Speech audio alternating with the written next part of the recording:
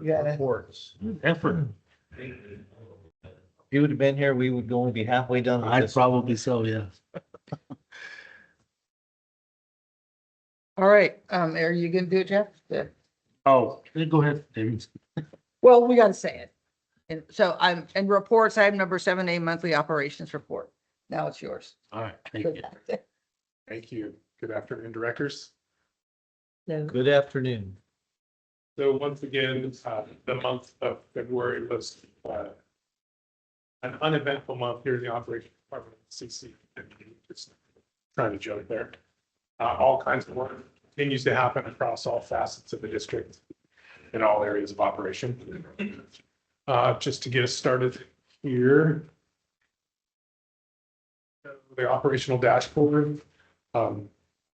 Image number 2. So this is the number of service requests. You can see the check for leaks still kind of take the top spot as the number 1 category of service requests. And then check for leaks.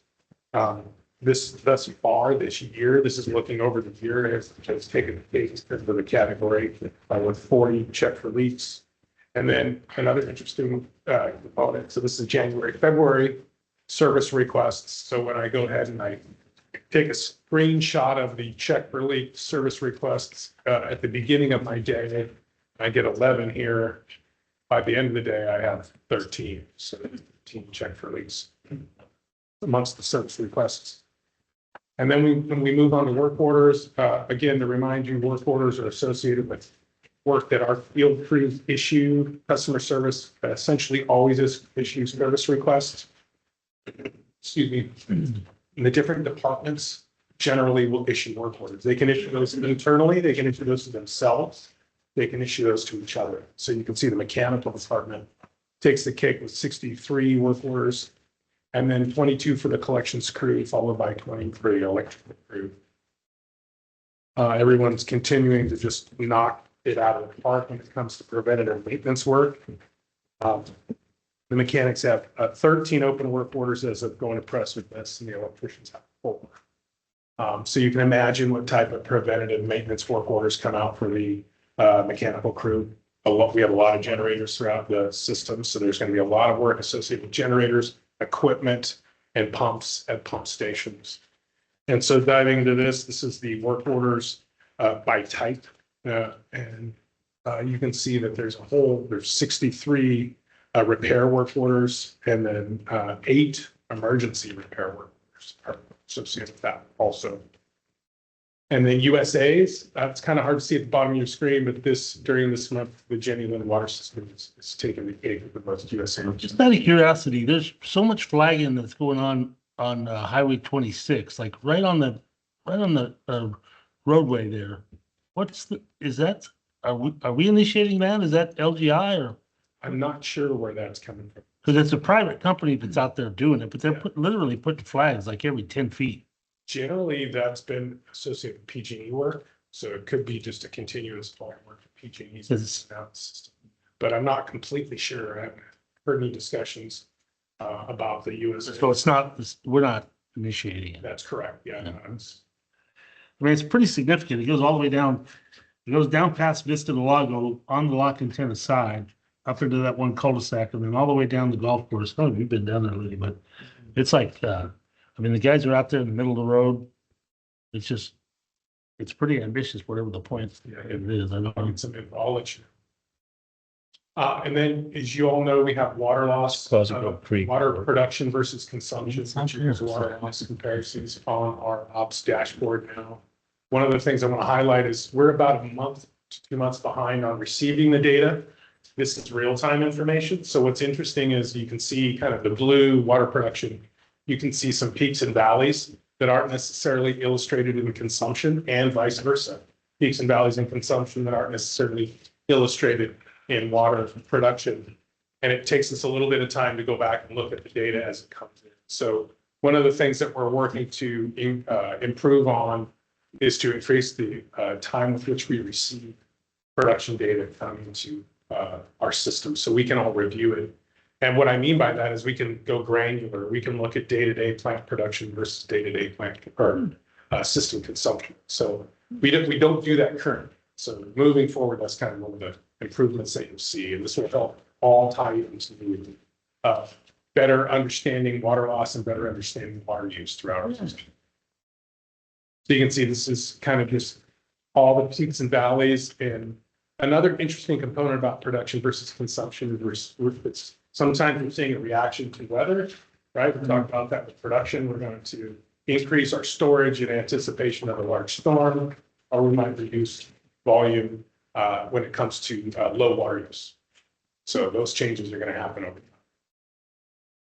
All right. And Just curious on the, so we've got output and consumption. And the consumption now is more accurate. correct. How accurate is the output? Have we changed anything in regards to that? It's accurate and it's improving. We've changed a lot, actually. So we calibrate they're called effluent meters. So basically the plant meter that leaves the facility, kind of the last accounting of water, so to speak, that goes out in the system.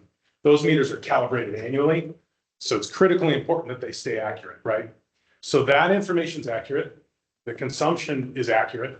The challenge is what happens between when you send the water out of the water plant versus when it's consumed, right? And so you can have construction water, you can have people use water off a fire hydrant without accounting for it. And then we can have leaks, we can have line breaks, or we can have flushing. And so the challenge then is to capture all the flushing that our crews do, capture any of the construction water that's used, and then account for any leaking water through the system. And then we have a mechanism within our work order system where we can account for that water, and it'll roll into this tally of production versus consumption. But our basic, because I have to think that the construction water and stuff like that's, even flushing is probably pretty minimal. I mean, it's not double digits, is it? Well, in comparison to everything else, no, right? Yeah, it's not going to be one of the larger factors, and that plays into the whole recipe, if you will, consumption. Do we have the ability to monitor, let's just say Gold Creek, because it's the most modern infrastructure that we have? So that's a great question. Not system by system, or we can't necessarily compartmentalize components of the distribution system yet. That's kind of the next step and the next phase in the effort, kind of which began with AMI. The next phase would be, let's install meters throughout the distribution system in areas where we want to understand how water is used. We do have some meters into tanks, but we don't necessarily understand, or leaving a tank, but we don't necessarily understand which way the water flows, because as you guys know, it flows in all the different directions, right? And so that's kind of the next step. Okay. You're really slowing us Yeah. down with all these Us. questions. Yeah. Highway 26 flags and then digging into the Oh, beach. Speaking of, yeah, I do have a question, for hunters. yeah. I've never seen, none of the other charts are that spiked as it is for, February the 8th. Right. Yeah, exactly right. And so that's why I say this would definitely show up on your radar. It's something to go take a look at. And so we're receiving all this data now from the treatment facility. So I'll have better information for you next month on what happened with this right. Okay. Yeah. Damon, I have a question. I think this came up before about the almost unreadability of the text on these things. Gotcha. What program are you using for this? This is, you mean in terms of how can I make it bigger, or because Well, yeah. I'm just screenshotting information Okay, from mobile MMS. okay, but what I'm requesting is if there is a way that you can either figure out how to do it on your own or call the vendor and to see, I'm doing these screenshots and the text is very small. Yeah. We've got one board member that's complaining about it constantly. Yeah. But see if you can bump it up a little Sure. bit. Open up a font or two. Yeah, no problem. Yeah, and then I also have a question about that, similar to what Bertha was saying about hunters, but Copper Cove on or about February the 10th. It looks like that you yeah. shut production completely down. Right. Yeah, yeah. Yeah, I had a up, you had it down. Yeah, so these are the things, and actually, without just kind of, right, yeah, so, without looking, I can tell you that there is construction that's happening at the Copper Cove Water Treatment Facility. And some of that is created or related to the intertide of Clearwell. Mhm. And so this very well actually could have been just an outage for a great duration to accommodate that work. Which is why you would expect to see the spike on the other side of that day to be higher. So that's why we need to dig a little bit deeper and understand what that is. This is almost getting into like a medical report. It's very What's really great about this is we would have never, ever had this conversation before about production versus consumption and looking at the nuances for each day. Think of it in those terms. And so we're moving forward. There's progress in basically real-time understanding of how the water is used throughout each service area, which is really, really impressive. Pretty cool. Mhm. So this helps us, all of this work that we show now in images helps tie back to the tightening production versus consumption of water loss. Just like this Aboof Court repair on this Bluebell. So you may hear the Bluebell service or Bluebell water mains, they're 2-inch. They're really kind of starting to take the headlines in terms of failure compared to service lines. Yesterday, for example, we had our crews replacing 13 feet of 2-inch. And they started to slowly recharge the line and the next couple feet blew up. And so it's getting to that point where we have the in-house capability to replace these 2-inch water mains. And so we have a construction crew actually on hotly in Rancho Calaveras while the distribution crew is working on a booth. And we were, as you can see, there last month also. How did you pronounce that? We say a booth. I don't know. Is if that Jeff right, may Jeff? have- I couldn't even tell it was a It could street be name. I thought it was, some initials going with. Yeah, right. I still get lost on Rancho. Yeah, and so, while there's 2-inch Bluebell repair going on, there's also continues to be service line repair, right? So this one, just wanted to show you that at times our service lines, the ones that the district is responsible for, cross these concrete driveways and then develop a leak, and then we have to find ways to replace the service line while minimizing the impact to private property as much as possible. And so hats off to our folks that communicate that challenge to the property owner and work through this work to get it done. When you find this service line issue, can you reroute the service line so it doesn't go under cement? Sometimes we can. Yeah, absolutely. And then this picture illustrates service line replacement and then the temporary patch pave. Incidentally, I know we never want to have to tear out concrete. It's a lot more expensive harder to replace.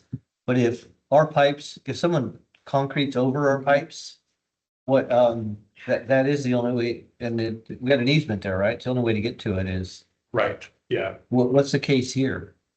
So the case here is you can see that we cut through right at the edge of the concrete driveway and road there. So there's going to be a small strip of concrete there that would be replaced. And then, That's our responsibility because it wasn't an easement. well, so it's not always clear. Sometimes it is our responsibility. Sometimes it's very clear when the concrete was laid relative to when the service line was there. All these situations are unique. So we Come on in. put in new concrete here? Correct, yeah. Oh, Yeah, and looking at so you can see the temporary asphalt there in the image. And then you can see what we're trying to tie that temporary asphalt to, the road, yeah. which is pretty destroyed. Michael and I had a great conversation with the new Public Works director for the county. And really kind of some positive feedback about coordinating this type of work with the county as well in terms of road repair and permitting. So, looks like it's going to be a good relationship. And I'm still moving ahead on that committee. It's a subcommittee of the local government committee through Aqua on paving standards. That's great. It's Yeah. still, they're still working on it, working on potential legislation Great. that may be introduced later this year. Great. Oh, that's great. We'll see. That'll be helpful. Here's some illustrations of some sanitary pads of new hydrant installations. So not all of the hydrants that we have sanitary pad, have an isolation valve. You can see painted in blue in the image on the left. A lot of them in fact don't. And so when we go to replace a hydrant for whatever reason, failed, doesn't, difficult to operate, broken, we will install a valve when necessary. And so the work for hydrant replacement continues. This is an interesting one. So this is an AMI meter for wholesale. It's a wholesale AMI meter that continues to show errors due to water. The vault of the meter would continually fill with water. So we were able to go ahead and install a drain into the meter vault and keep the water out. So it was no longer fouling the signal of the meter. We can continue to get that data. And here's an additional hydrant replacement up on Linebaugh on its pass. This was a distribution / construction crew work effort. Everybody did a great job. Kind of showed you what's under the ground there, where that sanitary pad may be and where that isolation valve is, and kind of the brick red right there in front on the line.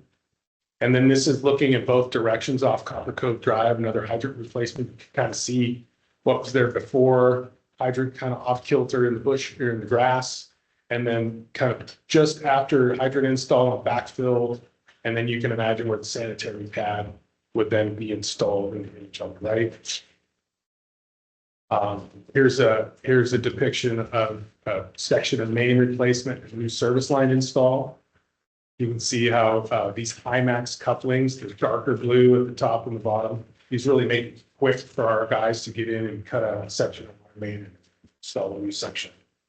They're really, really effective. This is some work that took place at the Jenny Lind water treatment plant. This was an example of kind of coordinating a capital project with an operational need. So this drain valve on the clear well number 2 at the Jenny Lind water plant had failed. And so while the folks that were recoding and repairing the clear well number 2 were gone, letting the coating cure, our construction crew was able to get in and replace the failed valve. And then our electricians were able to run conduit back to the effluent building to give us better information about level in the clear well. So now that contractor is back and they're disinfecting the clear well today, actually. A question, Yeah. excuse me, a couple of slides back where you had a big piece of equipment. Do each one of the yards have their own supply of big equipment, or how do you handle that? Great question. So each yard does have some equipment depending on the look. And I think we went through this a couple of years ago, didn't we? We boosted. We have definitely talked about it multiple times in the past. Yeah. So for our distribution crews, where they report to will be equipment associated with the work effort. There might be skid steers, mini excavators, back on trucks. And then also you have the construction crew who can store equipment here. They can store equipment in Vallecito, or if they're working, for example, in a different area like West Point, where they're not usually working, they can store equipment during a period of time. So it's always somewhat shifting, but equipment does have a home, if you will. And we do have an accounting of that, and we kind of keep track of where equipment. Yeah, because I know we talked a few years ago about sending the equipment up to West Point. And Right. how, that, So through the budget process, y'all approved basically it's like a vacuum trailer. So we have vacuum trucks, and the Okay. district purchased a vacuum trailer, and it is kept in West Point. And what that does is that keeps these really heavy, really big vac-ons and gap vacs off the highway, off the roads. Crews can just respond in a service truck to go provide assistance to the West Point folks to fix the leaks nowadays. And that's a huge improvement on operation. This is a great photo. Sorry. One question about that. The VACCON, the large VACCON, has a snorkel that goes down and it throws the excavated material into some receptacle on the truck.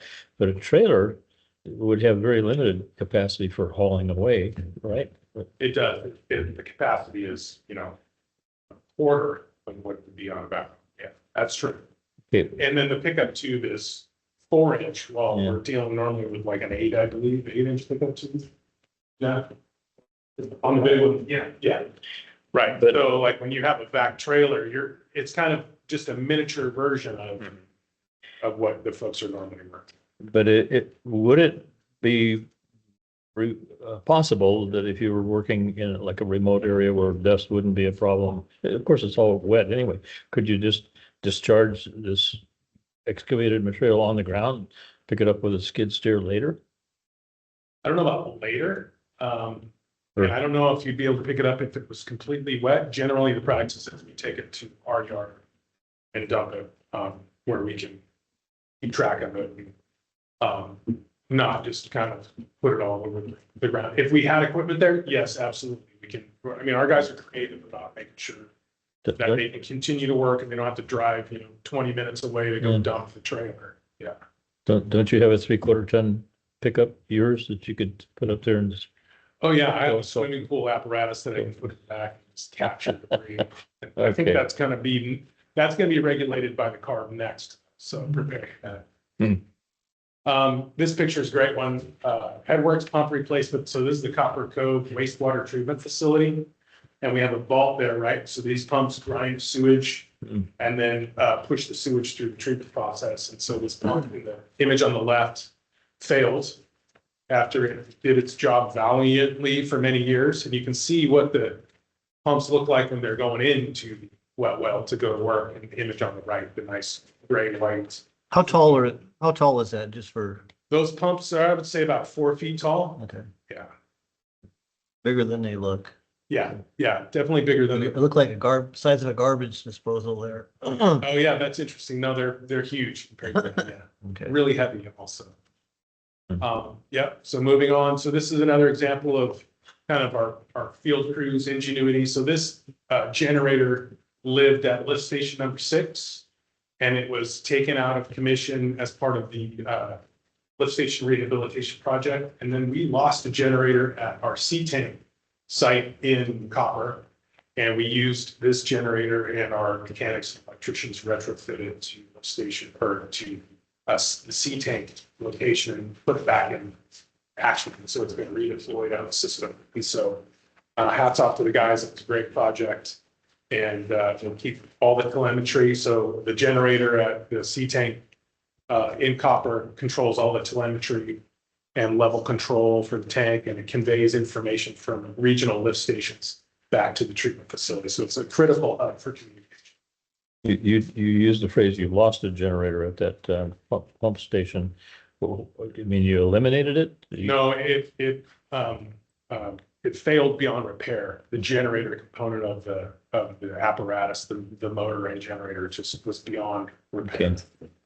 Yeah, so we were for about a day or so, we were kind of, well, actually for some time, we had a trailer mounted generator there.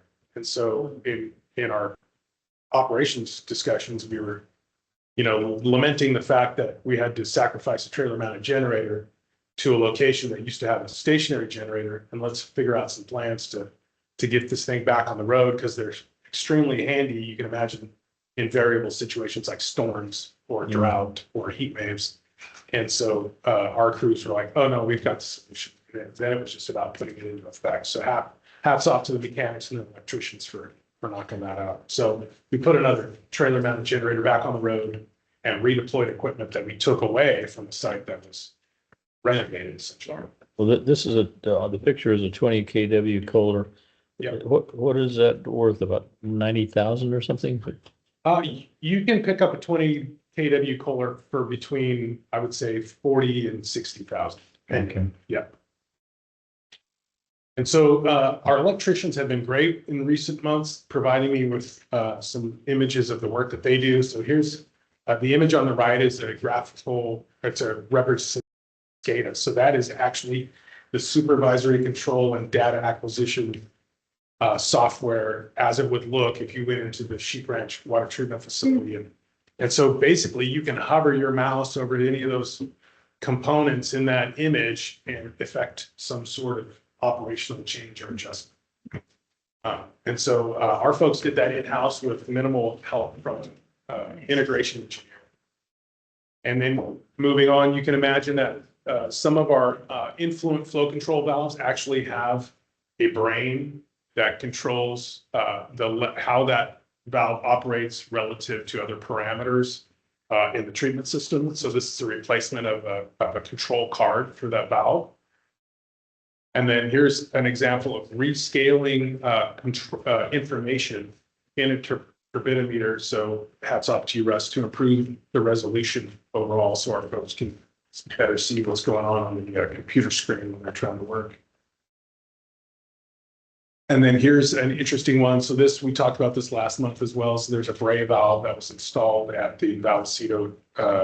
This is at the Hunter's water treatment plant. So similar to the one at Vallecito last month, the mechanics or the electricians to create some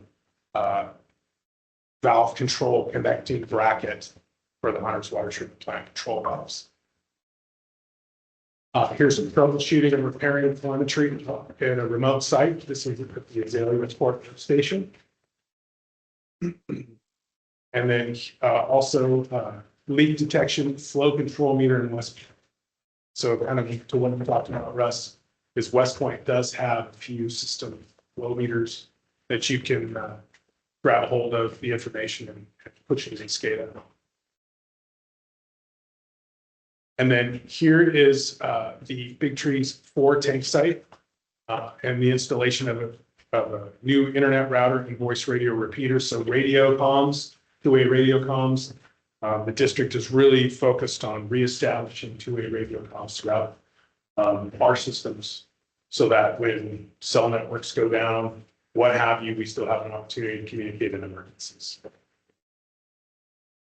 Just some candid shots of the guys at the all hands meeting, waiting for pancakes patiently. Getting back to the two-way radio thing. Is that in place of cell phone service? Not to replace, but basically Standby. continue to ensure communication can happen with cell phone communication.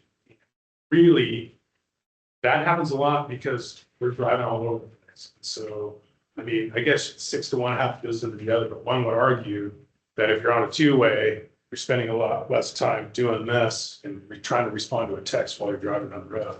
And so we want to discourage. Are two ways, I mean, with our terrain, are they practical? They are, well, I mean, it's kind of that's an interesting question. Well, Because I'm curious because a while back, I feel like the sheriff's department was having, issues with that. And I just wondered if the cell phone had time to replace that, because you don't hear about, there were some spots where they had no communication. And I assume that would be the same with us, but to a large degree, the cell phone, folks use cell phones way more, but the cell phone networks we have found in emergencies, if the cell providers aren't good about refueling generators, they go down. And then the two-way radios actually work. And so it's kind of, that's why I say that's an interesting question, because it can be, yeah, it's a robust network. Don't I get me forgot wrong. about the generator thing, but it's kind of funny. I got a call, several calls now about the property I have there on Angeli and Highway 46. Yeah, yeah. I want to reestablish, T-Mobile wants to reestablish itself site there, and they have to lease a spot for me, and I didn't have no idea what it would be because it was already power there, but it's probably a backup generator. Right, exactly. Right. Yeah. Yeah, we've seen that in a few of our locations too. Yeah, and so we found ourselves in those positions.